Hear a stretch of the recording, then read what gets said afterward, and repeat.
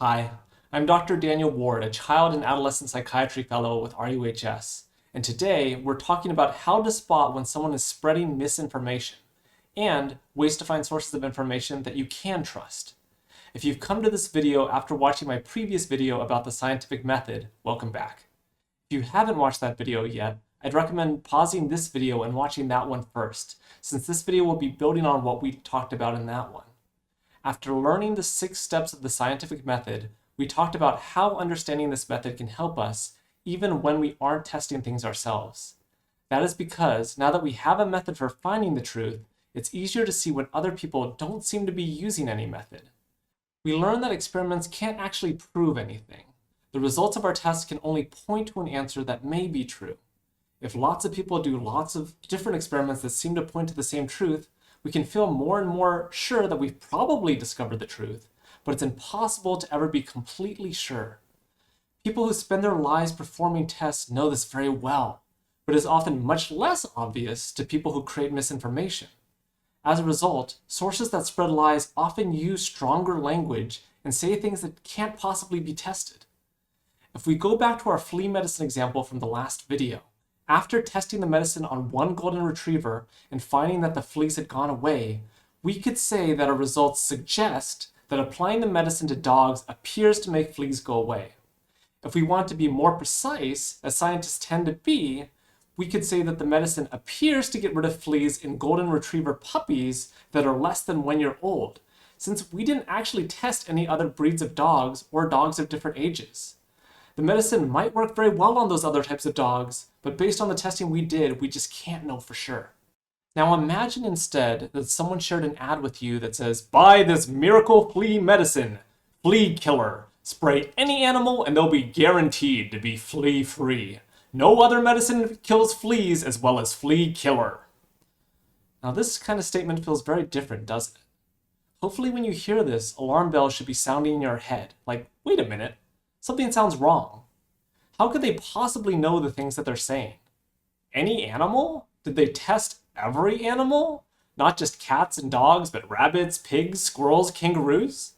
That doesn't seem likely. And no other medicine works as well? What would you need to test in order to make that claim? That would mean that they collected every other medicine in the world and compared them to their product one after another? That can't possibly be true, right? This is the power of understanding how science is done.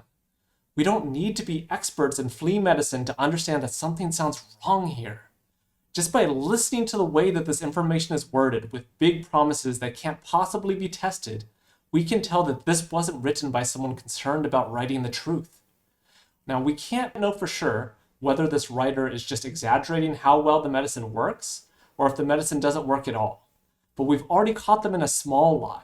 So we know that at the very least, we need to be very careful about believing anything that they say. Thinking through what can be tested, and thus what is possible for other people to know, can go a long way when it comes to identifying lies and fake news. But what if the liar's a bit more careful, and they've tried hard to sound like a believable source? Are there any techniques that we can use then? There is. In these cases, we can take a closer look at how they claim to know what they know. We do this by looking at their sources. If someone is trying to convince you of something, they should be able to show you evidence to support their claims. Ask them to share with you the research articles that support what they're saying. If they aren't able to do this, this is another warning sign that you may need to be very careful. If this person didn't consider this topic carefully and with good reasoning, they may have made a mistake or been misled by someone. If they are able to provide you with a research article, that's a good sign. But there's still one more step we should take to make sure their source is trustworthy: a quick literature review. In the previous video, I mentioned that step 2 of the scientific method, the research step, was likely to be the most important. This is for a few reasons, not the least of which is that most of the time when we want to know something, we aren't going to do an experiment ourselves. Now this could be for a number of reasons. We might not have the right tools to do the experiment, we might be too busy, or we might not have the background knowledge that we need to even begin to try to answer a question. Thankfully, for almost any question we can think of, there will be many, many scientists who are fascinated by that subject and who spend their lives searching for answers. A literature review is a summary of what is currently known about a specific topic. Let's take a moment to see how you can access and benefit from the hard work that these experts have already put in. To find what scientists have learned about a specific topic, we're going to want to search scientific journals. To do this, we'll want to search for your question using a scientific search engine. Rather than using standard Google, we'll want to use a search engine specialized in research papers like Google Scholar, PubMed, or ScienceDirect. When we find a paper that looks like it might answer your question, we can try clicking on it and reading the abstract. An abstract gives a short summary of what the rest of the paper is about. Ideally, we'll want to check out multiple papers about our topic to see if there's any disagreement about the truth. In this way, we can quickly benefit from the most up-to-date information that experts have found about any given topic. The internet has made it easier than ever for people to spread misinformation. But it's also easier to find the newest, most trustworthy information for the people who know where to look. In these videos, we've talked about the method that scientists and experts use to uncover the truth. We just reviewed the easiest way to instantly access the knowledge of the world's scientific community.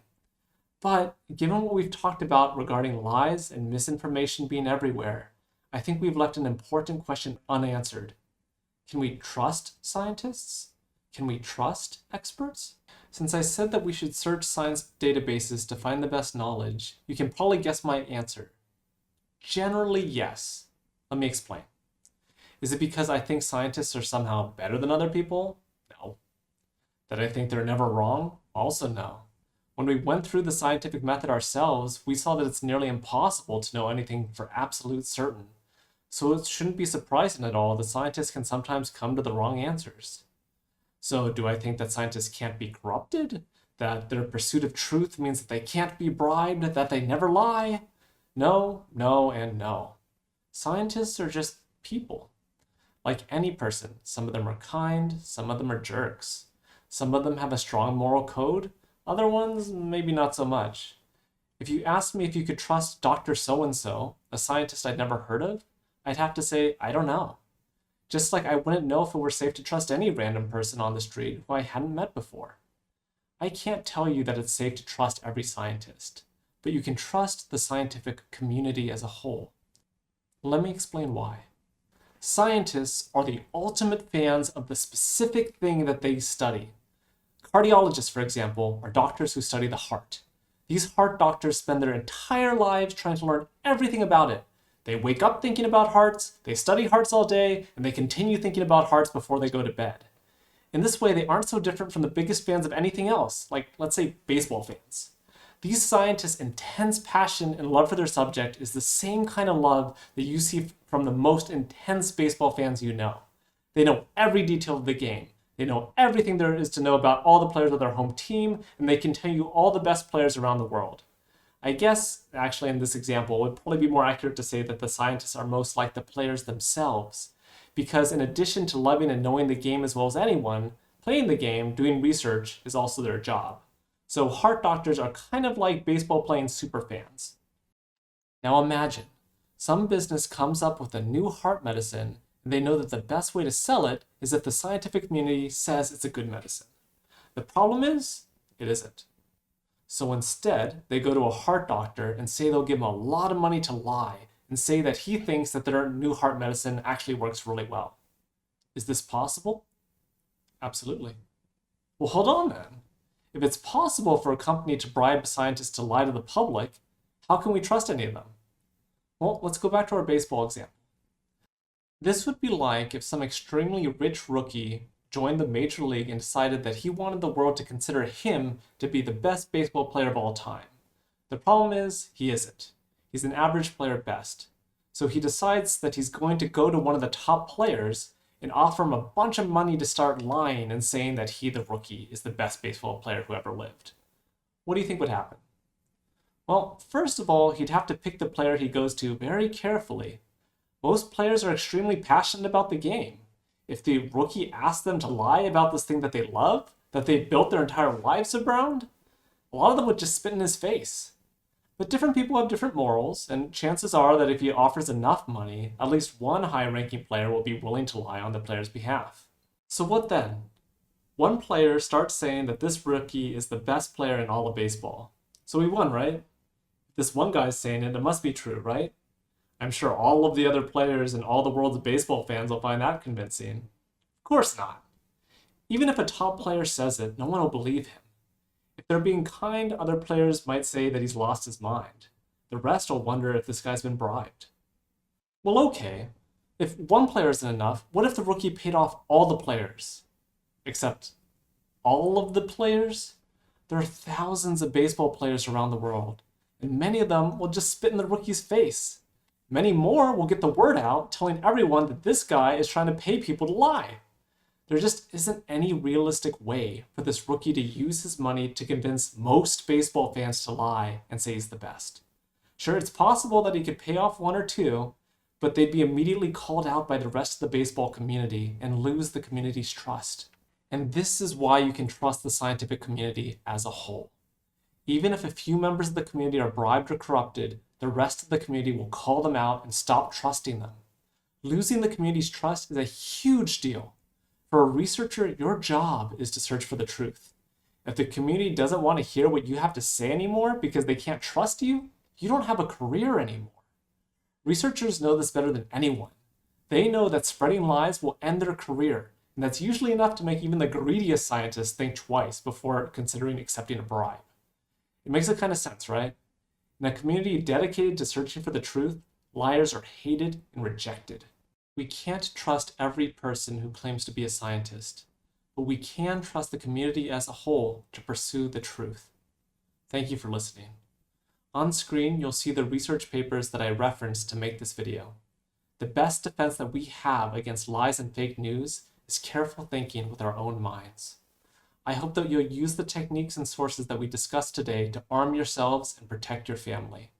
I hope you have a lovely day. It's a dangerous world out there. Stay safe.